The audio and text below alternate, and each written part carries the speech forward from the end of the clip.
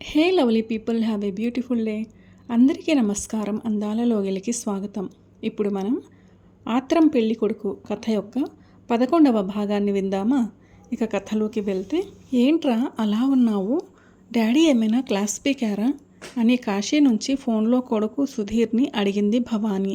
ఆవిడ ఏం మాట్లాడుతున్నా, కాశీలోని విశేషాలు చెబుతున్నా, అన్నిటికీ ముభావంగా ఊకొడుతున్న సుధీర్ ధోరణిని గ్రహించి కారణమేంటా అని అడుగు తెలుసుకోవడానికి అడిగింది ఆవిడ. అదేం లేదులే, ఇంకేంటి అన్నాడు సుధీర్.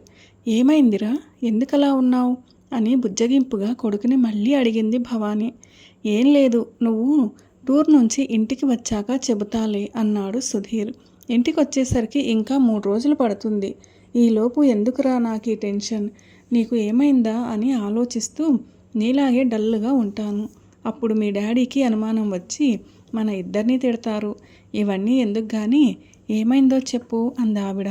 ఏం లేదమ్మా, చిన్న విషయమే, మనోజ్ పెళ్ళి ఆగిపోయింది అని చెప్పాను కదా అన్నాడు సుధీర్. అవును అవును అయితే అంది ఆవిడ ఆసక్తిగా. మనోజ్ పెళ్ళి ఆగిపోవడానికి కారణం మన పూజితే అని ఆపాడు సుధీర్. ఏంట్రా, ఏం మాట్లాడుతున్నావు నువ్వు? మనోజ్ పెళ్ళి ఆగిపోవడానికి కారణం మన పూజిత ఎలా అవుతుందిరా అని ఆదుర్దాగా అడిగింది ఆవిడ. కారణం ఏంటంటే డైరెక్ట్గా కాదులే, ఇండైరెక్ట్గా అన్నాడు సుధీర్. ఒరే, నాకు బీపీ తెప్పించకుండా అసలేమైందో వివరంగా చెప్పు అంది భవానీ. అది మనోజ్ గారిని పెళ్లి కొడుకుని చేసిన రోజు పూజితని తీసుకుని వాడి ఇంటికి వెళ్ళాను. మన పూజితని చూడగానే వాడు పూజిత బాగా నచ్చిందన్నాడు. కానీ ఇంత పని చేస్తాడనుకోలేదు అని భయపడుతూ ఆపాపి చెప్పాడు సుధీర్. ఇంత పని అంటే ఏం చేశాడ్రా అని కంగారుగా అడిగింది భవానీ. అంత కంగారు పడాల్సిందేం లేదమ్మా, పెళ్ళి ఆగిపోవడం కోసం వామిటింగ్స్ అయ్యేలాగా మందేదో తీసుకున్నాడు. వాంతులై స్పృహ తప్పితే హాస్పిటల్కి తీసుకెళ్ళాం. ఇప్పుడు పర్లేదులే, కానీ ఈ విషయం ఎవరికీ తెలీదు. అందరికీ ఫుడ్ పాయిజనింగ్ అని చెప్పారు. నాకు కూడా తెలిసేది కాదు. డాక్టర్ గారు మనోజ్ని తిడుతుంటే చాటుగా విన్నాను. ఆ మనోజ్ గారిని చూడడానికి ఇదేమో హాస్పిటల్కి వచ్చింది. వాడేమో చెల్లాయితో ఐ లవ్ యూ చెప్పాడంట అంటూ జరిగిన దాన్ని 3 ముక్కల్లో చెప్పాడు సుధీర్. ఛీ, అదేం పాడుబుద్ధిరా వాడికి, పెళ్ళంటే ఆట అనుకుంటున్నాడా? వాడి సెల్ నంబర్ ఇవ్వు, గట్టిగా గడ్డి పెడతాను అని కోపంగా అంది భవానీ. ఇప్పుడు ఫోన్లో ఏమొద్దులేమ్మా, నువ్వు వచ్చిన తర్వాత చూద్దాం. ఈ విషయం డాడీకి బాబాయ్కి ఏం చెప్పకు, మళ్ళీ వాళ్ళక్కడ అప్సెట్ అవుతారు అన్నాడు సుధీర్. సర్లే చెప్పండిలే, ఇంతకీ పూజిత ఎలా ఉంది అని అడిగింది భవానీ. దానికేంటి, బాగానే ఉందిలే అని చెప్పాడు సుధీర్. అదేంట్రా అలా నిర్లక్ష్యంగా చెబుతావు, ఇందులో అదేం చేసిందని? నీ ఫ్రెండ్ మీద చూపించాల్సిన కోపం దాని మీద చూపిస్తున్నావా అని మందలిస్తున్నట్టుగా అంది ఆవిడ. అదేం కాదులేవే, ఇందులో దానిది తప్పుంది. వాళ్ళ నాన్నకి మనోజ్ గాడి లైఫ్ చేసింది, పీక మీద వాడి పెళ్ళి ఆగిపోయింది. పాపం డాక్టర్లు సేవ్ చేశారు కాబట్టి సరిపోయింది కానీ అంటూ ఇంకా మాట్లాడుతూనే ఉన్నాడు సుధీర్. ఆపరా వెధవా, నోరు అదుపులో పెట్టుకుని మాట్లాడు. ఈ విషయానికి వాళ్ళ నాన్నకి సంబంధం ఏంటి? ఇందులోకి వాళ్ళ నాన్నని ఎందుకు లాగుతావు అని కోపంగా అంది ఆవిడ. ఆహా, నా ఉద్దేశ్యం అది కాదమ్మా. పిన్ని సూసైడ్ చేసుకుని చనిపోయినట్టుగా మనోజ్ గాడికి ఏమైనా అయ్యి ఉంటే తప్పు దానిదే అవుతుంది కదా అని అంటూ నీళ్లు నమిలాడు సుధీర్. తప్పు పూజితది ఎందుకు అవుతుందిరా? దాన్ని చూసి ఇష్టపడింది వాడు. వాడి పెళ్ళి ఆగిపోవడం కోసం మందులేసుకున్నది వాడు. వాడికి ఏమన్నా అయితే పూజితది తప్పు ఎలా అవుతుందిరా అని సీరియస్గా అడిగింది భవానీ. ఇందులో పూజిత తప్పు ఉందమ్మా. నేను దానికొక్కదానికి పార్టీ ఇస్తాను అన్నాను. దానితో పాటు ఇంకో 4 ఫ్రెండ్స్కి ఐస్ క్రీమ్ పార్లర్లో పార్టీ ఇవ్వాలి అంది. ఎందుకంత గొప్పలు దానికి? డాడీ ఏమో ఊరెళ్తూ నాకు రూపాయి కూడా ఇవ్వలేదు. నా దగ్గర డబ్బులు లేక మనోజ్ని అడిగాను. వాడేమో పూజితకిచ్చే పార్టీకి వాడు వస్తా అన్నాడు. సరే, పార్టీ సంగతి వదిలి, వాడు హాస్పిటల్లో ప్రేమిస్తున్నానని చెప్పగానే వెంటనే నాకు చెప్పాలా? నిన్న రాత్రి చెప్పింది. అదేమంటే నలుగురికి తెలిస్తే దానికి బ్యాడ్ నేమ్ వస్తుందట. మనోజ్ గాడు దాని మీద ఏవేవో అబద్ధాలు కల్పించి చెబుతాడు అంటుంది. తప్పు చేసింది వాడైతే దీనికెందుకురా చెడ్డ పేరు వస్తుంది అంటూ జరిగిందాన్నంతా ఆవేశంగా ఫోన్లో గడగడా చెప్పాడు సుధీర్. పూర్తిగా విన్నాక, ఇందులో తప్పు దానిది కాదురా వెధవ, నీది. గొప్పలకు పోయింది అది కాదు. నువ్వు దగ్గర డబ్బులు లేకపోతే నన్ను అడగచ్చుగా. అక్కడ ఎవరో ఒకళ్ళకి చెప్పి సర్దుబాటు చేయమనేదాన్ని. పార్టీ ఇచ్చే అంత డబ్బు లేనప్పుడు ఆ విషయం సూటిగా దానితోనే చెప్పాలి నువ్వు. అదేమన్నా బయటి పిల్ల అర్థం చేసుకోకపోవడానికి చెల్లాయి ముందు అనవసరమైన ప్రెస్టేజ్కి పోయి అంతా దాని నెత్తికి చుట్టింది నువ్వు అంటూ గట్టిగా కేకలేసింది ఆవిడ. నిన్ను అడుగుదామని అనుకున్నాను, కానీ వచ్చే నెలలో పీడబ్ల్యూడీ గ్రౌండ్స్లో పెట్టబోయే ఆర్ట్స్ గ్యాలరీకి అయ్యే ఖర్చు నువ్వే ఇవ్వాలిగా అంటూ నీళ్లు నమిలాడు సుధీర్. అయినా తప్పులన్నీ నువ్వు చేసి అది నీతో వెంటనే చెప్పలేదంటున్నావా? చెప్పిన తర్వాత మాత్రం ఏం చేశావురా నువ్వు అని నిలదీసింది సుధీర్ తల్లి భవానీ. తల్లి అడుగుతుంటే జవాబు చెప్పలేక నిశ్శబ్దంగా ఉండిపోయాడు సుధీర్.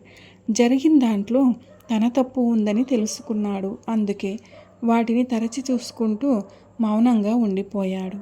తప్పు చేసింది మీ ఫ్రెండ్స్ ఇద్దరు, ఇందులో ఇరుక్కుపోయింది అది. ఇప్పటికైనా మించిపోయింది ఏమీ లేదు. మనోజ్కి ఓ బామ్మ ఉంది కదా, ఆవిడంటే వాడికి చాలా భయం అంటుంటావుగా. మనోజ్ ఇంటికి వెళ్ళి బామ్మతో జరిగింది మొత్తం వివరంగా చెప్పేయి, అర్థమైందా? వెంటనే ఆ పని చూడు అని ఆజ్ఞ జారీ చేస్తున్నట్టు చెప్పింది భవానీ.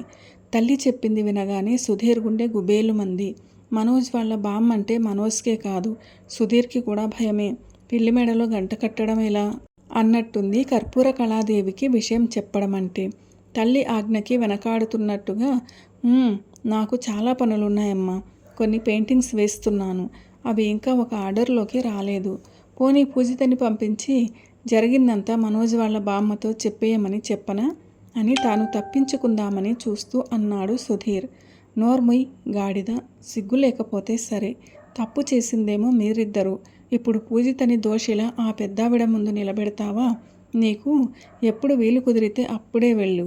ఆవిడతో జరిగిందంతా చెప్పి మనోజ్ని మా చెల్లి పూజిత జోలికి రావద్దని చెప్పి గట్టిగా గడ్డి పెట్టమను అని ఆవేశంగా చెప్పింది భవానీ. అలాగే అమ్మా అని నీరసంగా అన్నాడు సుధీర్. ఇంకో మాట, ఒక తప్పు జరిగిందంటే దానికి ఏ ఒక్కరో కారణం కాదు, రెండు వైపులా తప్పొప్పులుంటాయి. నా చెల్లి విషయంలో జరిగిన దానికి వాళ్ళ ఆయన రాఘవ కూడా ఒక కారణం కావచ్చు. అలాగని నా చెల్లి తప్పు చేయలేదంటే నేను ఒప్పుకోను. వాళ్ళిద్దరి సంసారపు గొడవల్లో పిన్ని ఆత్మహత్య చేసుకుని చనిపోయింది కాబట్టి అందరి సానుభూతి పిన్ని వైపు ఉండడం సహజం. అంత మాత్రాన పిన్నిది తప్పేం ఉండదు. బాబాయ్ ముంగిగా ఉండే శాడిస్టు అని మీ నాన్నలాగే నువ్వు అపోహలు పెంచుకోకు అంటూ కొడుకుని గట్టిగా మందలించింది భవానీ. తల్లి మాటలకి కిక్కురుమనకుండా ఉండిపోయాడు సుధీర్. ఉంటానింకా, మీ నాన్న వస్తున్నట్టున్నారు అంది భవానీ. ఓకే బాయ్ అమ్మా అన్నాడు సుధీర్. నిఫ్ట్ ఇన్స్టిట్యూట్లోని ఫ్యాషన్ డిజైనింగ్ క్లాసులోకి వచ్చిన ఫ్యాకల్టీ నిన్నటి క్లాసులో హైనెక్ బ్లౌజ్ డిజైనింగ్ చూశారు కదా ఈరోజు అంటూ పాఠం మొదలుపెట్టే పోయే ముందు దాని గురించి చెప్పబోతున్నాడు. వెంటనే అబ్బాయిల వైపు నుంచి, ఈరోజు శారీ డిజైనింగా సార్ అని అన్నారెవరు. ఫ్యాకల్టీతో పాటు మిగిలిన స్టూడెంట్స్ ఆ మాట వినిపించిన వైపు చూశారు. శారీ డిజైనింగా? ఎవరా మాట అన్నది అంటూ ఒక్కొక్క మగ స్టూడెంట్ని పట్టి చూస్తూ అడిగాడు ఫ్యాకల్టీ.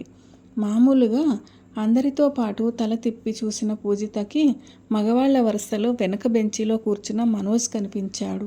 అంతే, షాకై తలంతా వెనక్కు తిప్పి కళ్ళు పెద్దవి చేసి చూసింది. మనోజ్ తన కోసమే ఈ క్లాస్కి వచ్చాడని అర్థమైంది ఆమెకు. ఆ డైలాగ్ అన్న గొంతు కూడా అతనిదేనని పోల్చుకుంది పూజిత. వచ్చినవాడు సైలెంట్గా ఉండక తెలియని దాంట్లో తలదూర్చడం ఎందుకు, ఈ తిక్క డైలాగులెందుకు అనుకుంటూ ఎర్రగా చూసింది అతని వంక. ఫ్యాకల్టీ మనోజ్ని చూసి నొసలు చిట్లించి, ఎవరది? నువ్వు నా క్లాస్ స్టూడెంట్వా? నిన్ను ఎస్టర్డే చూడలేదే. నిన్నే స్టాండప్ అని చూపుడు వేలితో లేవమన్నట్టు చూపించాడు. కోర్సు మొదలైపోయాక కొత్త స్టూడెంట్ని జాయిన్ చేసుకోము అన్నా కూడా బతిమాలి పూజిత ఇక్కడ జాయిన్ అన్న ఒకే ఒక్క కారణంతో డబల్ ఫీజు కట్టి మరీ ఈ ఫ్యాషన్ డిజైనింగ్ క్లాస్లో చేరాడు మనోజ్. ఫ్యాకల్టీ గుచ్చి చూస్తూ నుంచోమనేసరికి నిదానంగా పక్క స్టూడెంట్స్ వంక చూస్తూ లేచి నుంచుని, న్యూ స్టూడెంట్ని సార్ అని అన్నాడు మనోజ్. న్యూ స్టూడెంట్వా? శారీ డిజైనింగ్ అంటే అంత ఇంట్రెస్టా బాబు అని వెటకారంగా తల ఊపుతూ అడిగాడు ఫ్యాకల్టీ. ఏం జవాబు చెప్పాలో తెలియక ఫ్యాకల్టీ వంక చూసి నీళ్లు నములుతూ, అదే సార్, ఆ శారీ షేప్స్ అవి చాలా ఉంటాయి కదా సార్ అని గాలిలో 2 చేతులతో అమ్మాయి ఆకారంలో వంపులు తిప్పుతూ అన్నాడు మనోజ్. మనోజ్ మాటలు వింటూ అతని సైగలు చూడగానే క్లాస్లో ఉన్న వాళ్ళందరూ కిసుక్కున నవ్వారు. సైలెన్స్ అని స్టూడెంట్స్ అందరినీ గట్టిగా గసిరి, ఏంటి ఫండమెంటల్స్ తెలుసుకోకుండానే నేనేం చెప్పబోతున్నానో గెస్ చేసి అడిగేస్తున్నావా అని వ్యంగ్యంగా అడిగాడు ఫ్యాకల్టీ. క్లాస్లోని వాళ్ళందరూ మళ్ళీ గొల్లుమన్నారు. తలదించుకుని పక్క చూపులు చూస్తూ పూజిత కూడా నవ్వుతుందా అన్నట్టు ఆమె వంక చూశాడు మనోజ్. అతను చూడగానే గబుక్కున ముఖం పక్కకు తిప్పేసుకుని నోటికి చెయ్యి అడ్డు పెట్టుకుని నవ్వుకుందామే. ఆమె బుగ్గలు పక్కకి సాగడం చూసి పూజిత నవ్వుతున్నట్టు అర్థమైంది మనోజ్కి. అటు కాదు బాబు, ఇటు చూడు. ఫ్యాషన్ డిజైనింగ్ అంటే మనం క్లాత్ తయారు చెయ్యం. క్లాత్ని కత్తిరించి షేపులు తెస్తాం. శారీకి షేపులు ఉండవు. ఒంటికి చుట్టిన తర్వాత షేపు వస్తుంది. ముందు క్లాస్లో ఏం చెప్పానో తెలుసుకుని ఎవరి నోట్స్ అయినా తీసుకుని అవి స్టడీ చేసిన తర్వాత నా క్లాస్కి రా అని గద్దిస్తూ చెప్పాడు ఫ్యాకల్టీ. ఫ్యాకల్టీ మాటల్ని ఏమాత్రం తలకెక్కించుకోకుండా మళ్ళీ పూజిత వంక చూస్తూ కుర్చీలో కూర్చోబోయాడు మనోజ్. నేను చెప్పింది అర్థం కాలేదా? Please get out from my class అని గట్టిగా అరిచాడు ఫ్యాకల్టీ. ఆయన కేకలేస్తున్నందుకు కాక క్లాస్లో నుంచి వెళ్ళిపోతే పూజితని చూడలేను అన్నందుకు దిగులుగా పూజిత వంక చూస్తూ క్లాస్ రూమ్లో నుంచి బయటకు నడిచాడు మనోజ్. ముందు వరుసలో కూర్చున్న పూజిత వెళ్ళిపోతున్న మనోజ్ వంక చూస్తూనే ఉంది. ఆమె కళ్ళ ముందు పెళ్ళికొడుకుగా ఉన్నప్పటి అతని రూపం మెదిలింది. దాని వెంటే ఆ రోజు రాత్రి తాను భయంతో అతన్ని గుద్దుకుని అతన్నే హత్తుకుపోవడం, ఆ మరుక్షణమే మనోజ్ తనని గట్టిగా కౌగిలించుకుని గాఢంగా ముద్దాడడం అన్నీ వెంటనే గుర్తుకొచ్చాయి ఆమెకు. ఓ చిత్రమైన స్పందన ఆమె గుండె వేగాన్ని పెంచింది. మనోజ్ తన కోసమే ఈ క్లాసులో జాయిన్ అవ్వడం ఆమెకి ఆశ్చర్యంతో పాటు ఓ మూల ఆనందాన్ని కలిగిస్తోంది. కళ్యాణ తిలకం పెట్టుకొని ఉన్న మనోజ్ అందమైన ముఖం, తనని చుట్టుకున్నప్పుడు అతని నుంచి వచ్చిన సుగంధం, పసుపు కస్తూరి గమ్మత్తైన పరిమళం, తన పెదవులని బలంగా అదిమేసిన అతని పెదవుల మెత్తని స్పర్శ అన్నీ ఆ రోజు కంటే గాఢంగా అనిపిస్తూ ఆమె మెదడుని పూర్తిగా ఆక్రమించుకున్నాయి. ఆ తలపుల్లో మునిగిపోయిన పూజిత మనోజ్ క్లాస్ బయటకు వెళ్ళిపోయిన తర్వాత ఫ్యాకల్టీ చెబుతున్న పాఠంలో లీనం కాలేకపోయింది. సాయంత్రం 5 గంటలకు క్లాస్ పూర్తవడంతో హమ్మయ్య అనుకుంటూ క్లాస్ రూమ్లో నుంచి మిగిలిన స్టూడెంట్స్తో పాటు బయటకు వచ్చింది పూజిత. బయట మెట్ల దగ్గర కాలు కాలిన పిల్లిలా అటూ ఇటూ తిరుగుతున్నాడు మనోజ్. కాంపౌండ్ మెట్లు దిగుతూ మనోజ్ని చూసి ఇంకా ఇక్కడే ఉన్నాడా అని ఆశ్చర్యపోయింది పూజిత. అయినా అవేమీ పైకి కనిపించనివ్వకుండా మొహాన్ని గంభీరంగా పెట్టి వడివడిగా ముందుకు అడుగులు వేసిందామె. మనోజ్ కూడా అదే వేగంతో పూజితని ఫాలో అవుతూ, హాయ్ పూజిత, ఎలా ఉన్నావు అని నవ్వుతూ ఏమీ ఎరగని వాడిలా పలకరించాడు. సీరియస్గా అతని వైపు చూసి ముందుకెళ్ళబోయిందామె. పూజిత ఆగు అని పిలిచాడు మనోజ్. ఆగి వెనక్కి తిరిగి ఏంటన్నట్టు చూసిందామె. ఆ రోజు హాస్పిటల్లో ఐ లవ్ యూ చెప్పాను కదా, దానికి రిప్లై ఇవ్వకుండా వెళ్ళిపోయావేంటి అని దబాయింపుగా అడిగాడు మనోజ్. అతను అడిగిన విధానానికి ఆశ్చర్యపోయి చూస్తూ, బదులు కావాలా?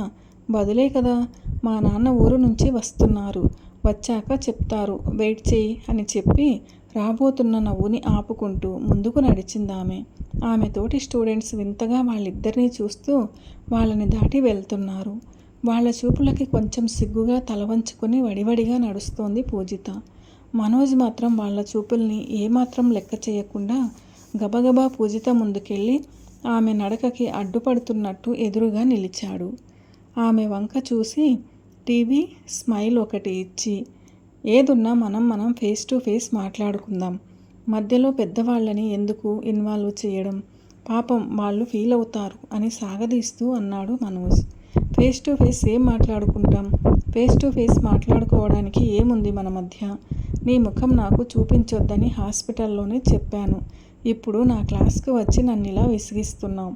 ఒక అమ్మాయిని పెళ్లి చేసుకోబోతూ ఇంకో అమ్మాయిని ముద్దు పెట్టుకున్నావు. మళ్ళీ సిగ్గు లేకుండా ఐ లవ్ యూ చెప్పావు. నీలాంటి వాడితో ఏ అమ్మాయి అయినా ఏం మాట్లాడుతుంది అని సూటిగా అతని వంక చూస్తూ కోపంగా అడిగింది పూజిత. పూజిత ఆమెకు ఆమె ఆ రోజుటి విషయం లేవనెత్తేసరికి తన మనసు విప్పి చెప్పడానికి ఇదే మంచి అవకాశం అనిపించింది మనోజ్కి. వెంటనే ఏ అమ్మాయో అవసరం లేదు, ఆ ముద్దు పెట్టించుకున్న అమ్మాయి మాట్లాడితే చాలు. నీ ఆబ్జెక్షన్ నేను పెళ్లి చేసుకోబోతూ నీతో అలా బిహేవ్ చేశాననే కదా. ఇప్పుడు ఆ పెళ్ళి ఆగిపోయింది పూజిత. నువ్వంటే నాకు చాలా ఇష్టం. నీకోసం నేనే ఆ పెళ్ళి ఆగిపోయేలా చేసుకున్నాను. నేను నిన్ను పెళ్లి చేసుకుంటాను పూజిత అని గడగడా చెప్పాడు మనోజ్. కథ ఇంకా ఉంది. The story continues in the next video. ఆత్రం పెళ్లి కొడుకు కథ యొక్క 11వ భాగం ఎలా అనిపించింది మీకు? నచ్చిందా? నచ్చినట్లయితే వీడియోను లైక్ చేయండి, మీ ప్రియమైన వారందరికీ షేర్ చేయండి. అలాగే మన ఛానల్ను సబ్స్క్రైబ్ చేసుకోవడం అస్సలు మర్చిపోవద్దు. వీడియోను చివరిదాకా చూసి కథను పూర్తిగా విన్నందుకు ధన్యవాదాలు. ఈ కథపై మీ విలువైన అభిప్రాయాలను కామెంట్ సెక్షన్లో తప్పకుండా తెలియచేయగలరు. మరిన్ని మంచి కథల కోసం స్టే ట్యూన్. అందాల లోగిలి. See you all in another video. Till then, keep smiling and be happy. A very special thanks to the story writer for this wonderful and amazing story, ఆత్రం పెళ్లి కొడుకు.